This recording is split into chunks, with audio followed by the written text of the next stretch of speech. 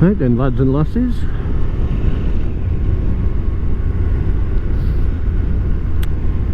we're heading to Broome Castle, which was visited by Edward I in the year 1300. That's the castle there, but before we go there, I want to show you a lovely pair of knockers.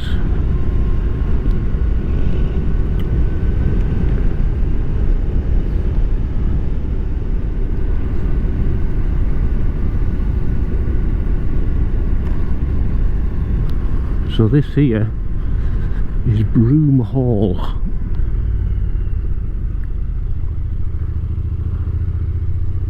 Lovely place. Look at that knocker. That is some knocker, that. And I think there's another one just round here, if I remember rightly. I could be wrong, like.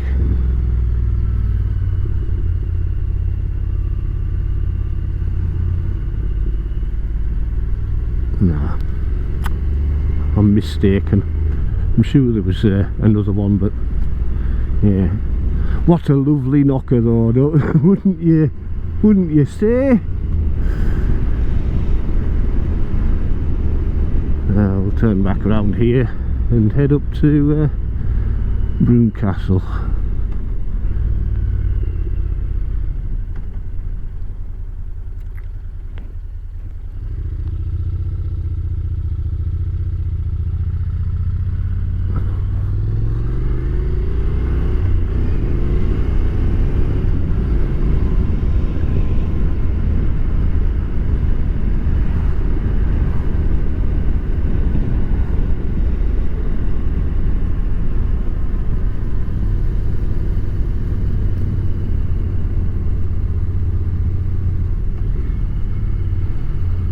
Yeah, I could have sworn there was two knockers. Never mind. It's a lovely knocker. Look at that baby. Yes, I'm going to stop and get a quick photo of that.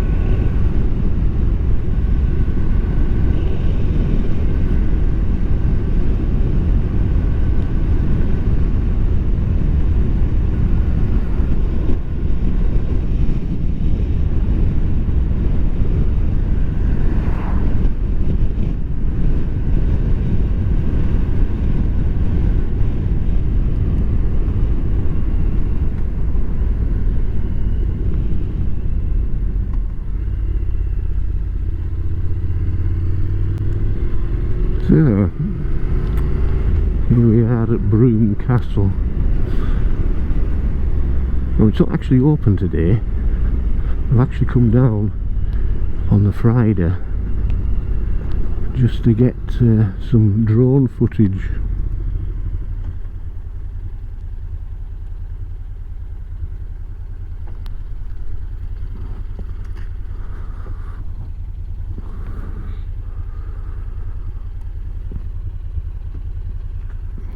So we'll go and get that.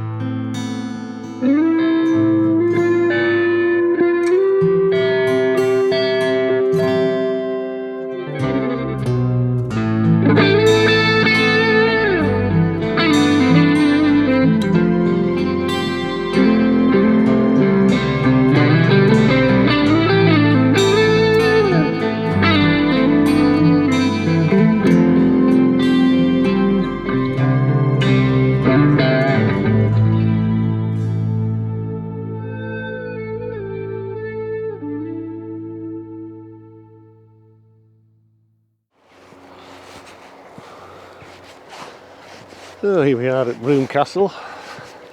It's the following day and it's another bloody scorcher. Yes. So this is the gatehouse and it's a two-part gatehouse. So a gatehouse here that we're just walking through, a courtyard and then another gatehouse. Obviously the reason for this, if you get through the first gatehouse you've still got to get through the second one, and in the meantime you're getting pummeled from every orifice around you, and there are many. There are many. They're up there, they're in these ancillary buildings here, so you are getting pummeled. A lot of castles are built this way, of course. Yeah.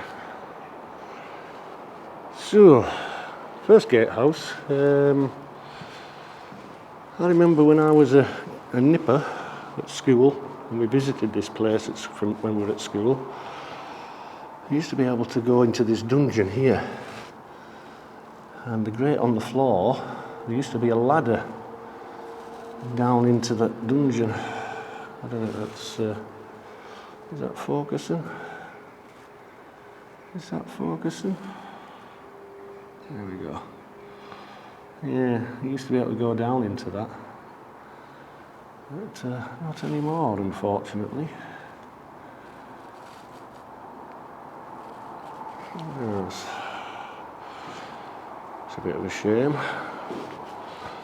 Now let's have a look around these gatehouses. Or this gatehouse, if you like. Yeah. This would have probably held troops or something, probably. You see, there was a 1, 2, 3, 4 stories that's remaining. Fireplace here. A little grate above that by the looks of it. Very green in here, full of goblins. And of course the obligatory lavatory. Little hole that probably goes down and flows outside.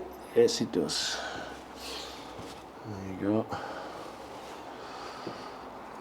Gotta have a toilet, like. You don't want to be rolling around in your own crap.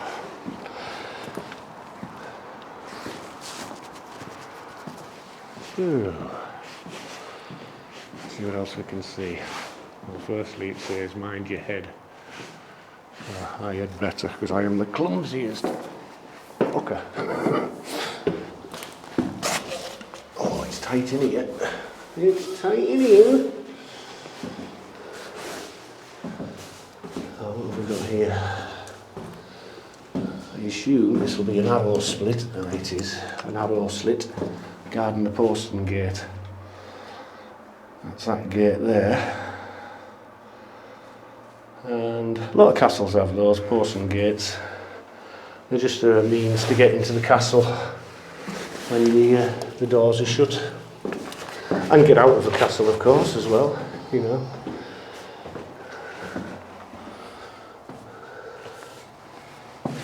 For whatever reason. Whoa.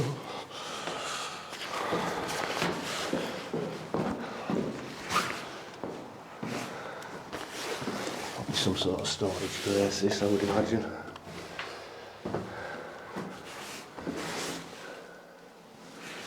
Yeah, I would say so.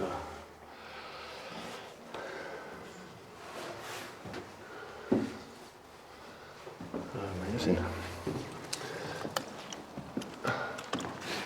Look at the roof here, it's absolutely stunning, really.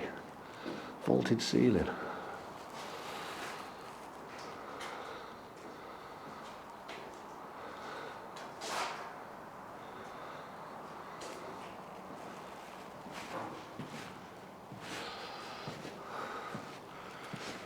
Right.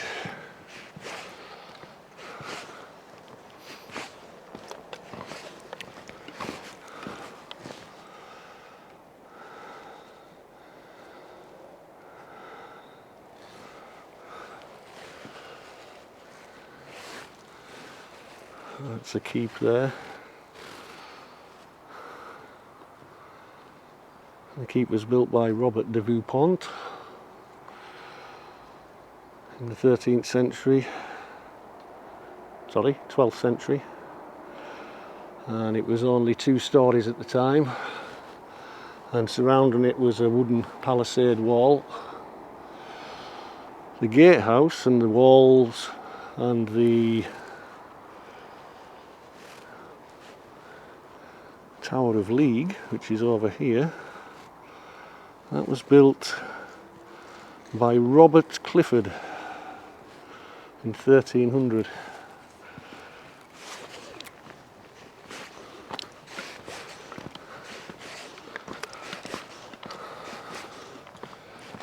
Robert Clifford being the son of Roger Clifford, who was killed in 1286 in the Welsh Wars. Was it 1286 or 1282? There's a number of Roger Cliffords, but yeah. And as I say, these walls were built in 1300, which is the same year that Edward I visited here on his way up to Scotland in a failed, well, I say failed, not much happened, put it that way, but a failed escapade up there. In fact, most of his army, or certainly his infantry, actually absconded, a lot of them, and it's simply because they weren't getting paid, you know, and they weren't getting fed properly neither. You know, the Parliament at the time wouldn't grant the funds for another campaign in Scotland. And when you think about it, you know, Falkirk was only 2 years previous. But up in the west, the Scots had been causing a bit of trouble. With... did I look in there? I don't think I did I? Let's have a look in there. Yeah, they'd been causing a bit of trouble in the west, where Edward had installed magnates and what have you, and garrisoned certain places, but they were getting attacked quite a lot. Here's another toilet, look you. God, it smells like a toilet, that one, I know. Holy shamoly. Yeah. Yeah, and so he thought he'd take an army up there and sort things out. It resulted in a small skirmish on the River Cree up by Cumbria, and after that he went back to Dumfries and Sweetheart Abbey, I think it was Sweetheart Abbey, yeah. And it was while there that he received a letter from the Pope Boniface III, I think it was, basically telling him to keep his hands off Scotland, which, as you can imagine, didn't please him a lot. These buildings here are later than 1300. I think it was Roger III Earl that built these. This is lodgings.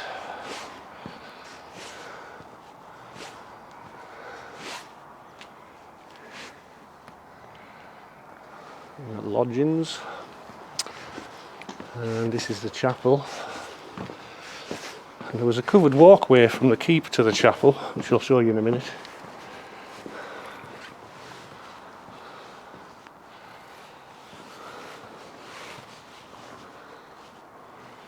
See what we can see stone wise, but obviously these are, as I say, later than the other buildings.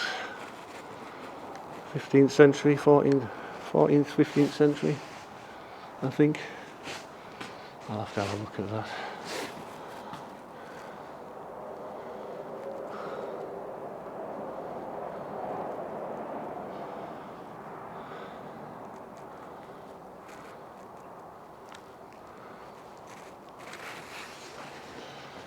Next door we have kitchens and halls.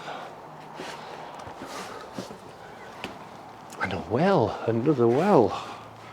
There was a well outside which I didn't show you, but there we go. Another well. Still got water in there as well.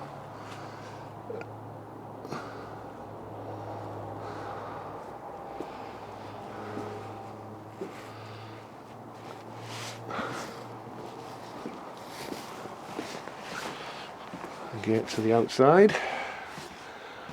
We'll have a walk around the outside of the castle shortly. Not just yet though.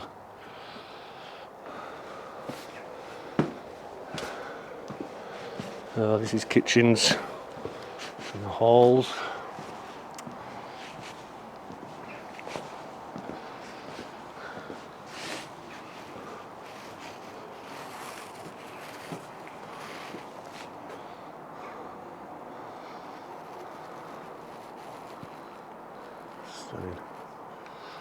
Stunning. Let's have a look at that covered walkway. It's not covered anymore, by the way, but yeah.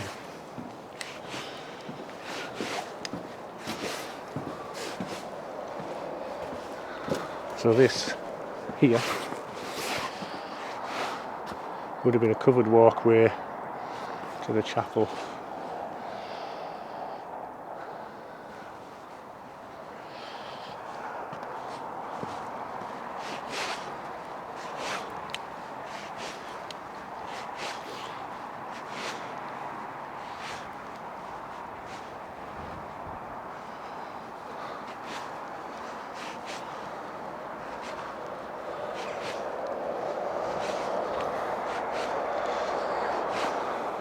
This would have been a great hall, but as I say, these are later additions, you know, nothing to do with the 13th century, what we're really talking about. Let's have a look in the keep.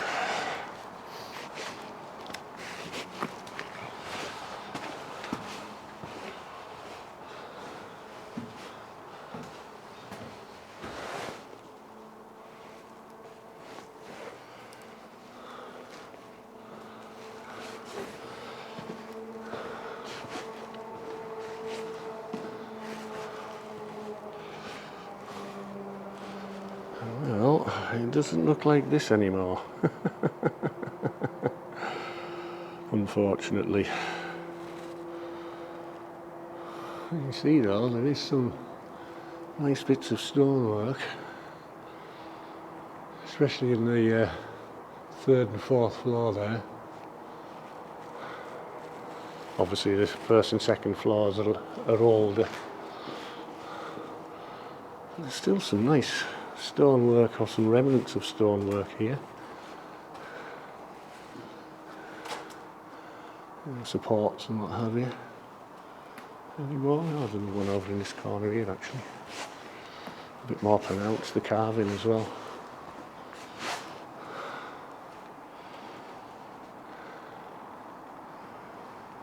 Yeah, very nice. Very nice. Right, let's go up the rickety old stairs. And these stairs are a bit of a handful. But if you do come here, wear sensible shoes. You're going to get up here. Whoa.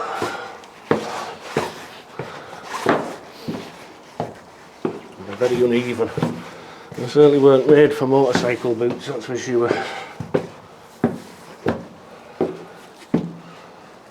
First landing.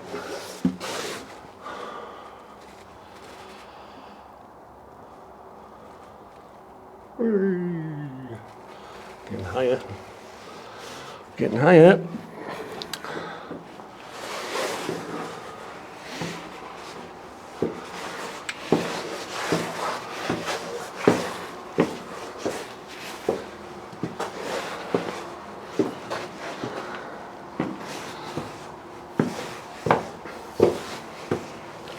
Oh, they're tight. I'm starting to get dizzy.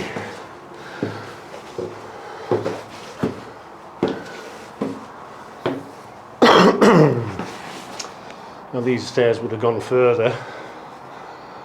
Unfortunately, they don't. But you can get out onto this 4th floor.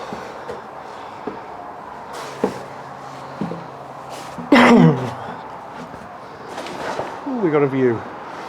Oh wow. The River Emont's looking gorgeous today. Beautifully clear.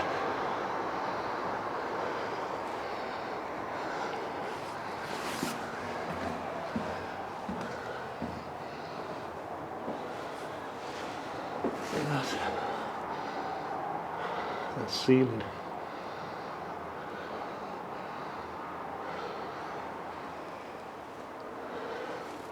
Same here as well, actually.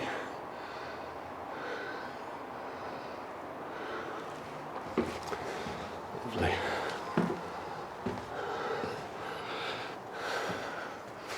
And for those with vertigo, hurrah!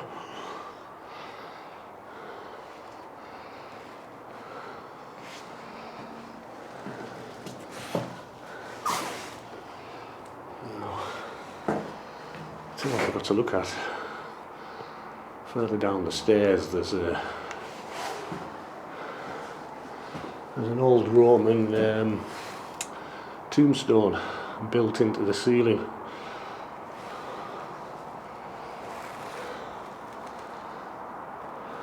Fantastic, eh?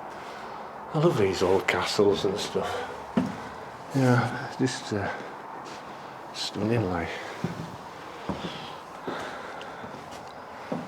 Now we're getting into somewhere here now. With this stonework.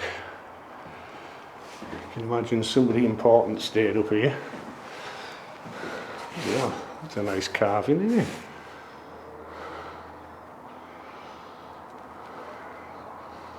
G. Bailey, 1863. And T. Wilson, 1865. Yeah. Obviously had time on the hands anyway. And look at this ceiling. This is amazing.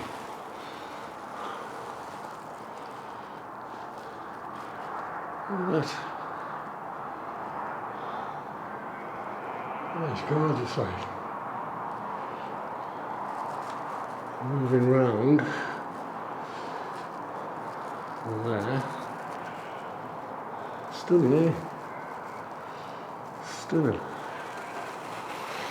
All these little recesses and what have you. I don't know what this was in its day. That wasn't me, by the way. Big M.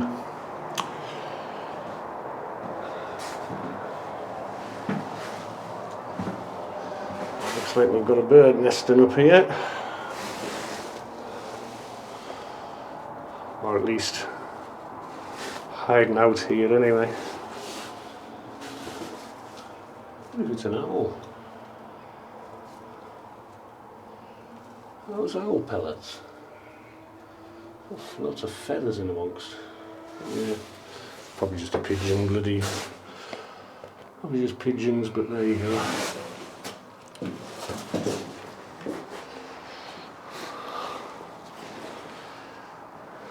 There's all these little recesses everywhere.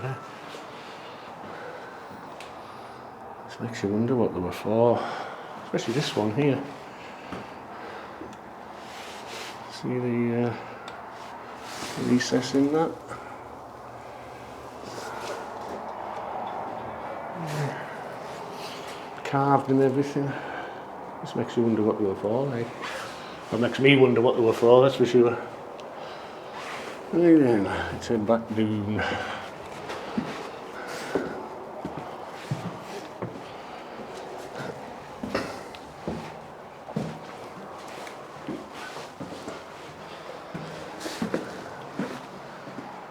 A nice seat here actually, with a beautiful view out towards the Lake District Hills. Saddleback right in front and centre there, or Blencathra if you like. Oh, that breeze is lovely. That breeze is lovely. Right then. There's this Roman gravestone.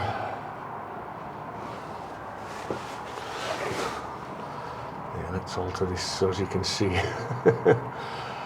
what you have to negotiate on these steps. Oh, you bloody bugger! Nearly. I'll tell you what, if I slipped, I wouldn't stop until I got to the bottom.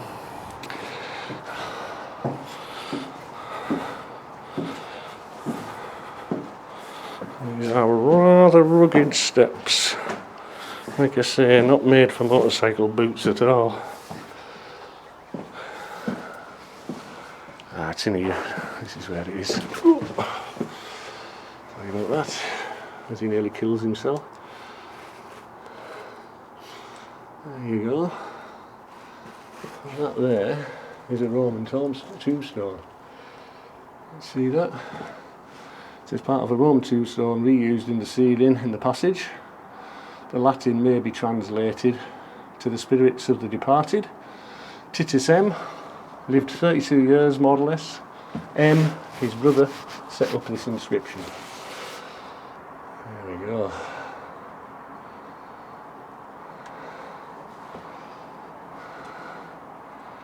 And that wasn't just off the top of my head, by the way.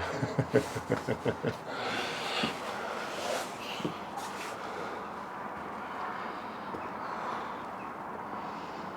we go.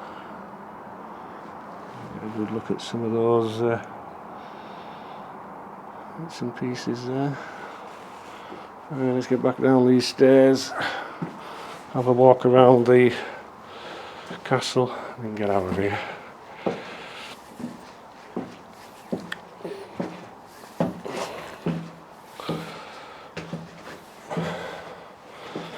Holy schmoly.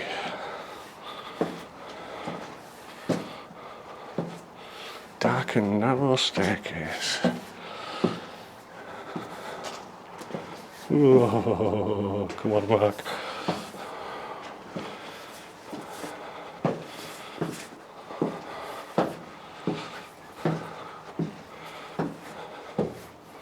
God, I'm sweating.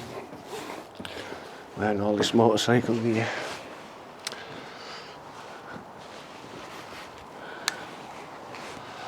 Right.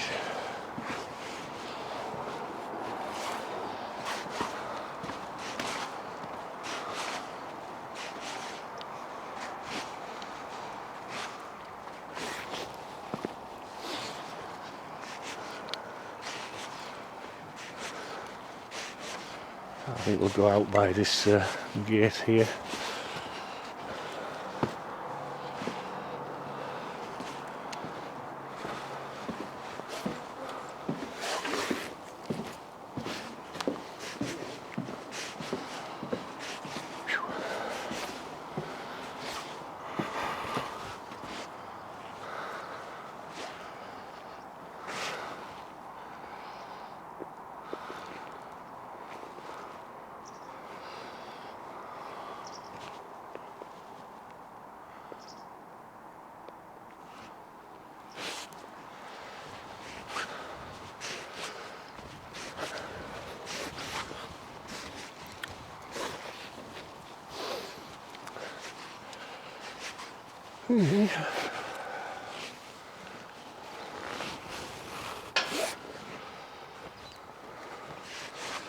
So like I say, Edward I visited here in 1300. I don't know whether all the walls and stuff were built then, in the Tower of League and the Gatehouse, but one assumes they'd be well on the way anyway.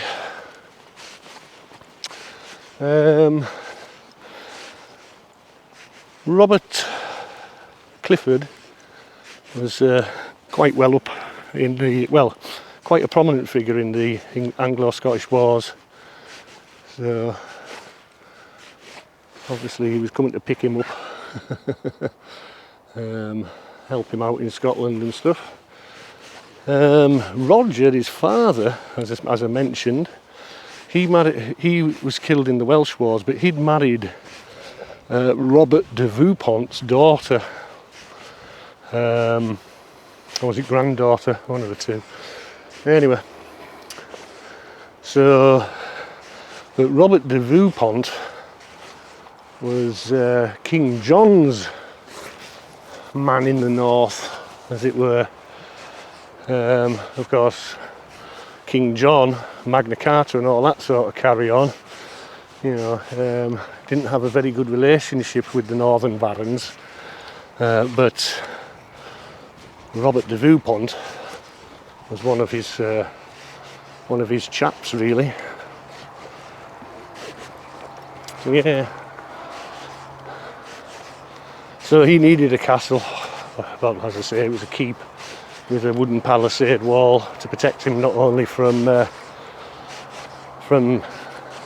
rampaging Scots, although that would only last for another 3 years, until an agreement was signed in 1217, I think it was, or was it 1117, something like that? I think it was 1117. Could have been 1217, but anyway. Yeah, but it kept peace with England and Scotland for another 80 years, right through the reign of Alexander II, Alexander the Third, and Margaret of Norway as well, actually. Yeah. Can't remember the name of these flowers. Begins with a B, Chrysanthemum or something like that. But they're all over the place. And although they only have fairly shallow roots, I think they do a fair bit of damage to this sandstone. Yeah. Well, let's go and have a look at that Porcelain Gate. There is down here. Better use the steps.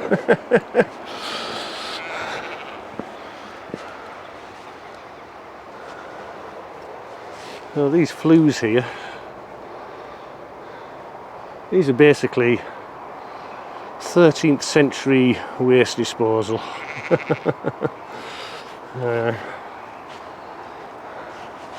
So this is the Porcelain Gate for the which we couldn't get to from the what do we call it, from the Gatehouse, but yeah, although we did look at it from here,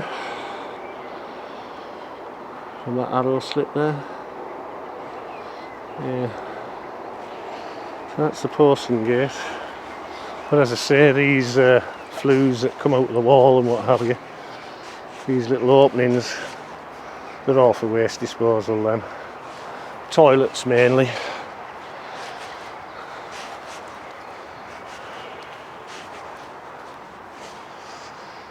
There's a good example.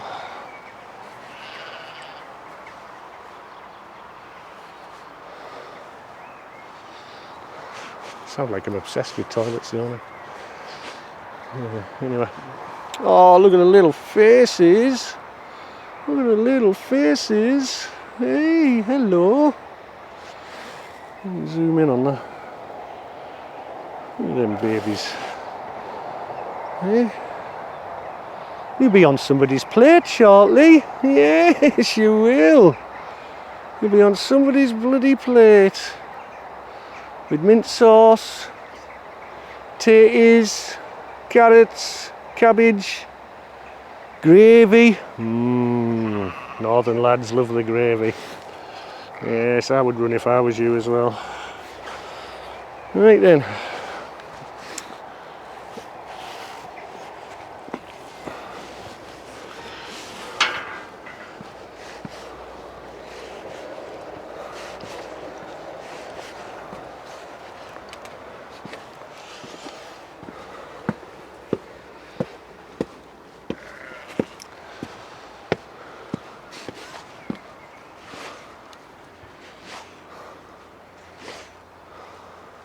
I think I've covered everything I need to. Just in summary, the keep was built in around 1214, was it?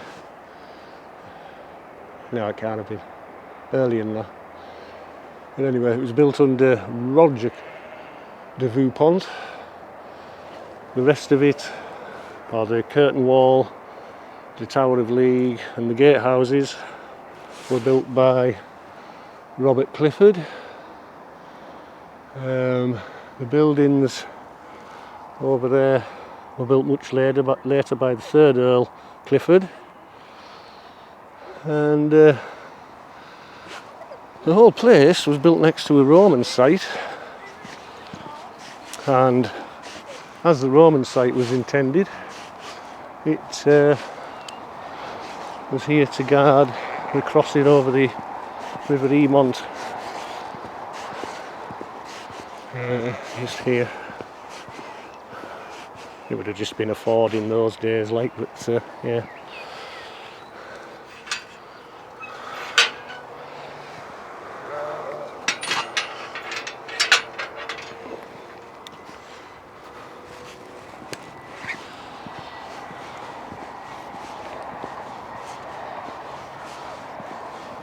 Crazy sheeps. Aye, the lambs are out. The lambs are out. You can't really get a good look at the Roman remains And there isn't a lot of them left, you know. The stone was used for the keep, obviously, and for the other parts of the castle probably as well. But you can see the you know, the earthworks. I've got some drone footage of them, like, so I'll kind of show you them. But it's basically, that's the site of the Roman fort. You can see kind of this bank here. That's part of it. But as I say, all the stone would have been used for the castle.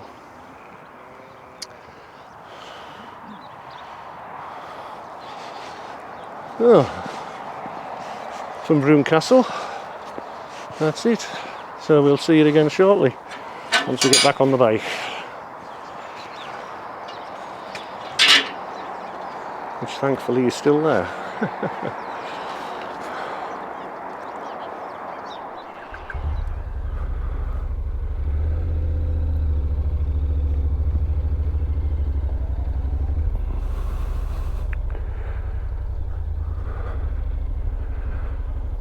So that was Broome Castle.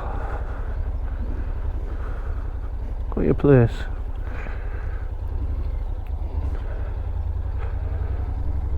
Yeah. It looks like we've had the best of the weather now. A lot of clouds starting to come in from the east there. Yes.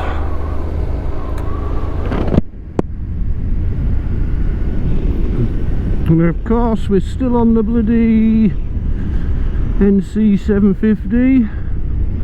There are moves afoot with the insurance people, but it's more waiting on the other people's insurers to get somebody to come and inspect what needs to be done to it.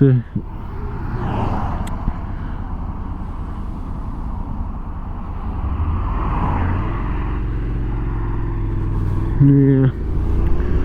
Don't get us wrong, it's not a bad bike, but I don't half miss the VFR. I really do. And having all that bloody wind in your face, especially when you're recording, you know what I mean?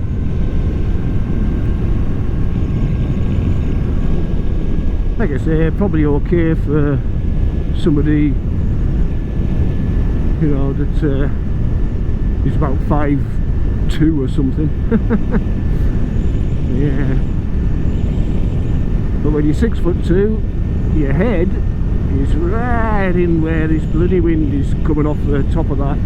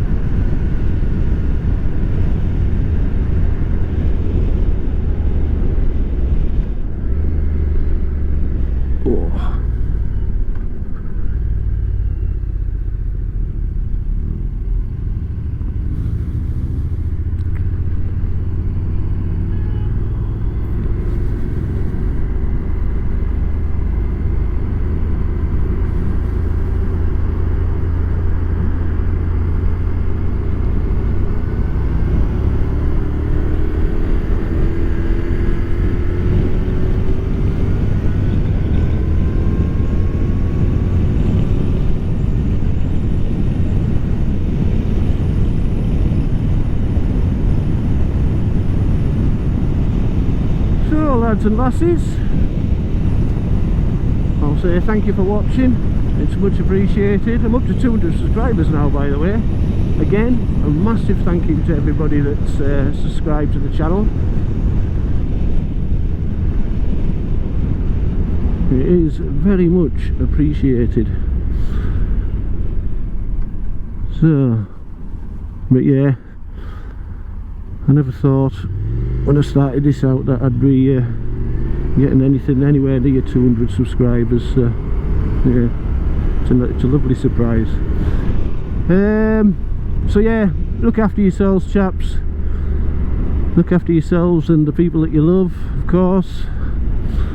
And of course, ride safely. Ride safely. Bloody hell.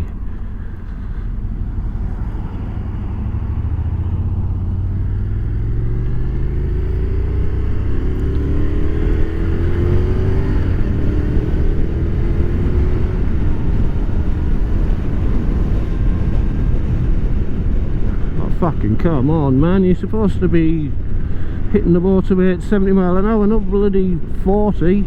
Fucking idiots, that's what the slip road's for. Anyway people, thanks for watching. Peace out.